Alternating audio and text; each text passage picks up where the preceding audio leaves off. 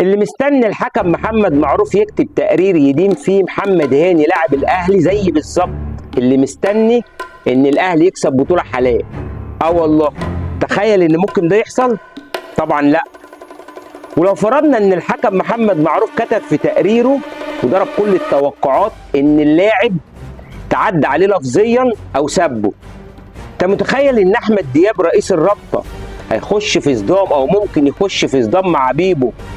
ده الراجل غير له لوائح عشان يديله الدوري السنه اللي فاتت. انت متخيل ان ده ممكن يحصل ورئيس الرابطه ممكن يدي عقوبه للاعب ويزعل بيبو؟ ده استحاله يحصل يا صاحبي. ده سيناريو محفوظ كل سنه والبطل فيه ما بيتغيرش. دي مسرحيه وكلنا معزومين فيها زي انديه الدوري الممتاز بالظبط. سعد زغلول قالها زمان، مفيش فايده.